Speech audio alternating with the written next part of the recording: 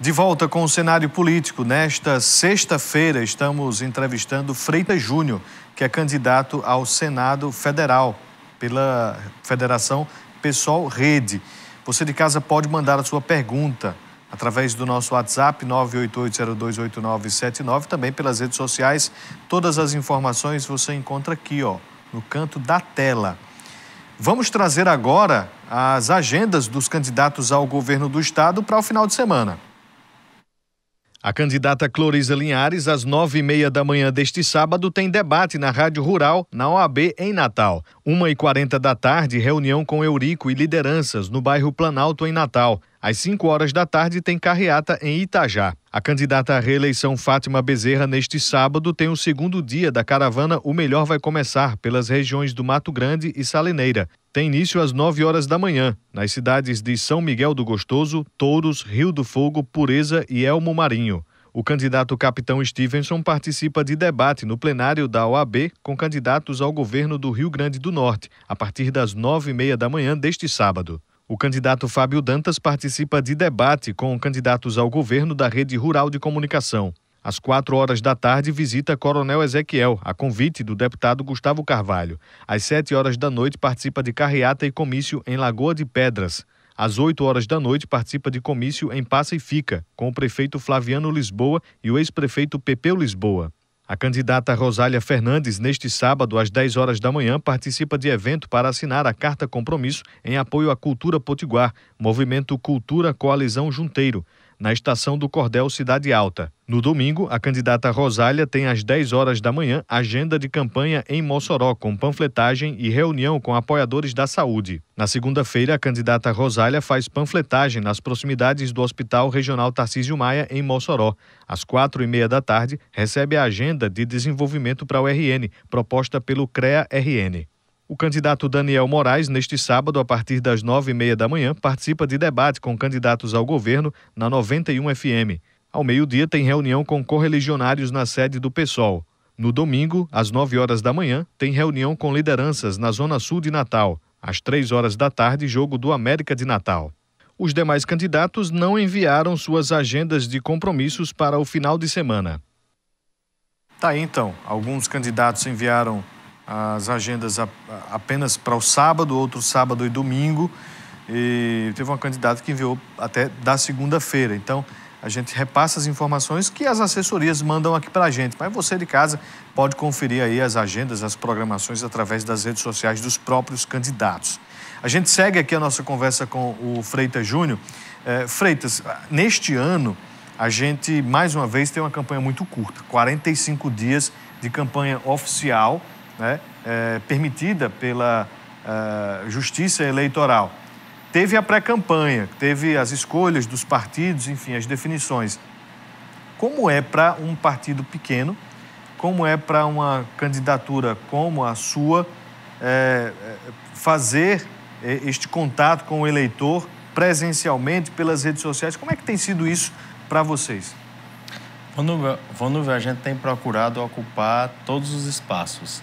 Espaços importantes e democráticos como esse que a gente está hoje, entrevistas, sabatinas, debates também, mas também conversando com a população. A gente está visitando o interior do estado, concedendo entrevistas, participando de seminários e também panfletando, visitando lideranças, de forma que a gente possa levar a nossa mensagem o mais distante possível. Eu reconheço que muitas vezes a dificuldade não é da pessoa votar na gente, mas é da pessoa conhecer a nossa candidatura, saber o que a gente defende, os compromissos que a gente defende, a nossa história de luta, e por isso a gente procura ocupar todos os espaços que a gente consegue. Enquanto eu estou aqui, tem militantes honrados da gente nas ruas de Natal, de Ceará-Mirim, que estão diariamente nas ruas com nossos panfletos, com nossas bandeiras, apresentando a nossa candidatura e mostrando que a gente não é só uma candidatura, mas é uma candidatura que tem compromisso com uma transformação social do Rio Grande do Norte e do Brasil. Como é que fica esta candidatura do PSOL aqui no Rio Grande do Norte, quando nacionalmente existe uma união, pela candidatura do ex-presidente Lula? e aqui no Estado vocês têm um candidato ao governo do Estado. Como é que fica isso? Por que vocês também não seguiram o que acontece nacionalmente? Muito boa essa pergunta, Vanúvia.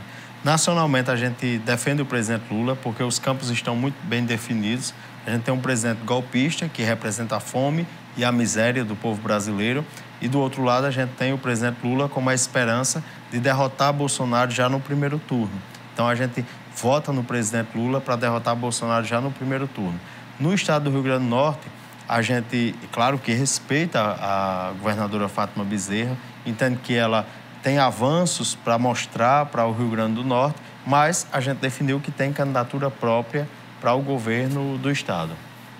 O José Santos, ele pergunta aqui como é que vocês pretendem seguir se houver um segundo turno aqui no Rio Grande do Norte. Se houver um segundo turno, conforme a maioria das pesquisas mostra, a gente vai votar em Fátima no segundo turno. Como é que vocês, dentro desta escolha de Fátima, de ter priorizado um nome como o Carlos Eduardo, ex-prefeito? Inclusive, a gente escuta críticas, né, por parte do próprio pessoal com relação a esta definição. Como é que vocês enxergam este tipo de condição também? A candidatura de Carlos Eduardo é um grande equívoco. O Carlos Eduardo apoiou o Bolsonaro há 4 anos atrás. Até o início desse ano era o candidato de Bolsonaro ao governo do estado, andava abraçado com Rogério Marinho, defendendo as reformas de Rogério Marinho e representa o atraso, as oligarquias, não representa nenhuma conquista para a classe trabalhadora, nenhuma conquista para o povo do Rio Grande do Norte. Freitas, por vezes a gente também recebe aqui questionamentos, até mesmo críticas, pessoas que rebatem com veemência a posição sobre o socialismo, né? Que no caso está no nome do pessoal, e também o comunismo, fazendo essa ligação entre a esquerda. São coisas diferentes, mas eu queria que você me explicasse essa posição de esquerda, até para informar quem nos assiste o que significa tudo isso. Excelente essa pergunta, Vanúvio. Socialismo e liberdade, que é o que defende o PSOL, é a gente ter uma sociedade brasileira onde ninguém passe fome, porque hoje a gente tem uma produção aí de 172 milhões de toneladas, uma previsão aproximadamente, enquanto isso a gente tem 33 milhões de pessoas passando fome. Enquanto a gente tem uma acumulação de riqueza, a gente tem vários brasileiros como bilionários, a gente tem muita gente vivendo sem um mínimo, pessoas passando fome no nosso país. E o socialismo é uma sociedade onde ninguém passe fome, onde todas as pessoas tenham a oportunidade, onde a escola pública, a saúde pública seja acessível para todas as pessoas. E aí muita gente agora quer falar de Venezuela, quer falar de Coreia do Norte, mas quem está preocupado com Venezuela, Coreia do Norte, é justamente quem não quer resolver o problema da fome no país. No último debate com o senador, o candidato Rogério Marinho estava super disposto a falar da Venezuela, da fome, da miséria na Venezuela, mas ele não apresentou nenhuma proposta para resolver a fome aqui no Brasil. Ele não apresentou nenhuma proposta para a valorização do salário mínimo aqui no Brasil. E a nossa preocupação é justamente isso, que nenhum brasileiro passe fome, que nenhum brasileiro viva na miséria, que todo cidadão brasileiro tenha dignidade. Por você ser de esquerda, você é comunista? Eu sou socialista. E eu vou além, eu sou ecossocialista. Porque é diferente o socialismo do comunismo. Isso. O socialismo é um programa de transição. Eu sou ecossocialista. Eu entendo que a gente...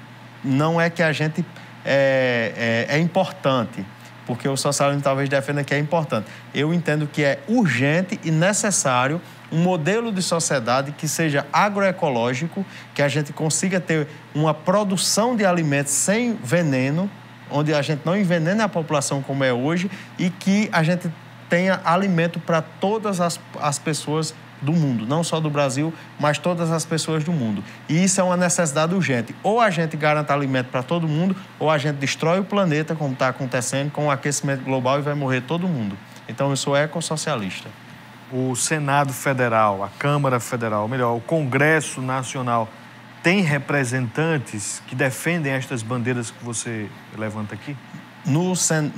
Na Câmara dos Deputados, a gente tem a bancada do pessoal que tem um compromisso com o meio ambiente e tem a deputada Joênia Wapichana, que é da Rede e que é indígena e por causa a própria história dela, né, faz dela uma grande representante. E no Senado, a gente tem alguns representantes, como o senador Randolfo, que tem algumas aberturas, mas é necessário que a gente eleja o primeiro senador ambientalista popular que se preocupa em proteger o meio ambiente, se preocupa em proteger a Amazônia, mas não somente a Amazônia. A gente precisa se preocupar com o rio Mossoró, a gente precisa se preocupar com a costa atlântica do nosso país, precisa se preocupar com a nossa caatinga, que está sendo destruída e que a destruição da nossa caatinga, do nosso bioma, vai significar desertificação, seca e fome para o nosso povo. E por isso eu sou um lutador incansável. A minha luta, por exemplo, para criar o Monumento Natural Cavernas de Martins, que briguei, insisti, até que o governo do estado criou, é uma demonstração de como eu sou incansável na luta pelo meio ambiente. E eu não quero só o Monumento Natural Cavernas de Martins, eu quero a Furna Feia funcionando, eu quero a proteção de toda a Caatinga e eu quero que nenhum habitante da Caatinga passe fome ou sofra miséria por causa da seca. O Júnior pergunta aqui, não seria mais fácil Freitas ser candidato a outro cargo? Porque o Senado é muito difícil. E pede para você fazer uma avaliação da bancada federal aqui do Rio Grande do Norte. Olha, Júnior, muito obrigado pela pergunta. Eu acho importante que a gente dispute o Senado, porque, inclusive, agora mesmo a gente teve a questão do piso nacional da enfermagem, que foi barrada pelo Supremo Federal. E a gente precisa eleger senadores que vão defender os trabalhadores, que não vão barrar os direitos dos trabalhadores. Pelo contrário, vão lutar para defender os trabalhadores. E quem é que homologa a decisão dos senadores? São do presidente da República em relação ao Supremo Tribunal. São os senadores. Por isso que a gente precisa ter senadores comprometidos com o meio ambiente, comprometidos com a causa das mulheres, dos LGBTs, dos negros e com a causa da classe trabalhadora. Em relação à bancada do Rio Grande do Norte, eu acho importante que o Rio Grande do Norte tenha uma senadora. E Zenaide é a terceira senadora, então representa uma mulher no Congresso Nacional para dar voz às mulheres no Congresso Nacional.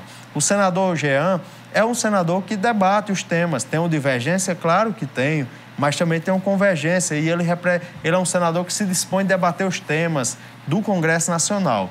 E o terceiro senador é um senador que só se envolve em polêmica, não apresenta proposta e é como se não existisse.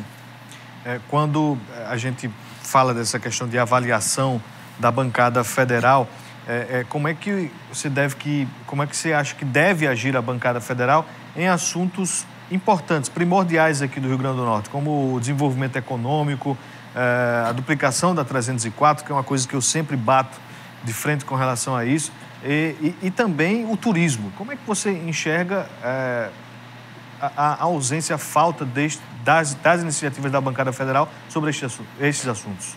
Tem 3 pontos muito importantes aí que eu tenho insistido constantemente, Vanúvio. Um deles é a duplicação da 304. Porque aí o pessoal fala em porto, tem que trazer porto, tem que trazer voo. Gente, a logística para porto, para ferrovia, ela é excelente a partir de 500 quilômetros. O Rio Grande do Norte é um estado com menos de 500 quilômetros. Então, para o trânsito interno dentro do estado, a logística é o modal rodoviário.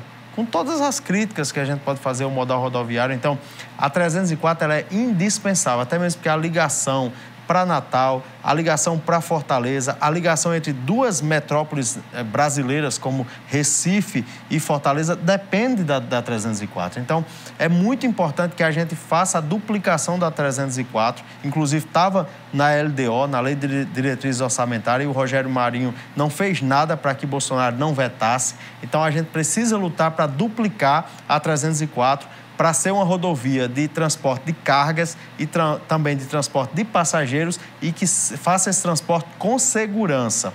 Além disso, a gente precisa do zoneamento ecológico e econômico, que permita desenvolver o turismo do Estado, desenvolver a agricultura no interior do Estado, mas desenvolver de uma forma efetiva, com segurança jurídica e também garantindo investimento na interiorização do Estado. E aí eu vou além. A gente precisa fortalecer a UERN. Eu sou um uernista. Eu sei que tem candidato que tem nojo da UERN, difama a UERN. Eu não, sou um uernista, sou um defensor, como sou estando, então sou defensor incansável da UERN, e a gente precisa interiorizar a ciência e a tecnologia. A gente precisa ter cursos de medicina em Caraúbas, em Pau dos Ferros, com a UERN, com a UFESA. Para quê?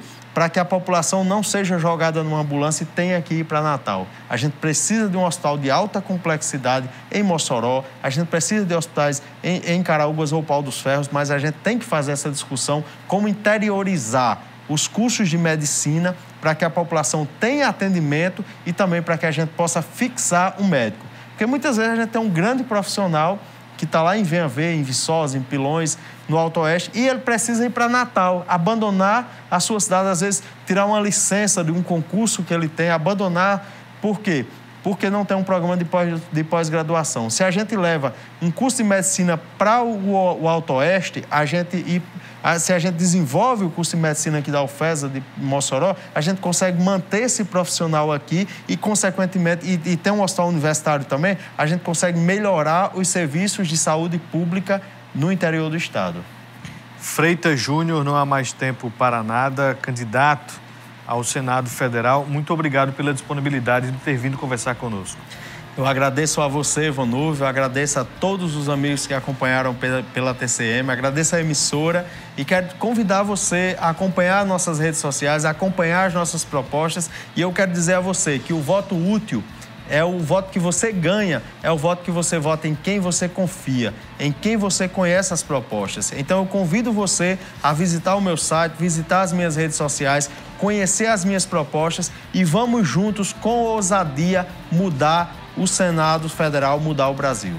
Muito obrigado, seja sempre bem-vindo, Freitas. A você de casa, a gente agradece a audiência. Tenham todos um ótimo final de semana. Até segunda.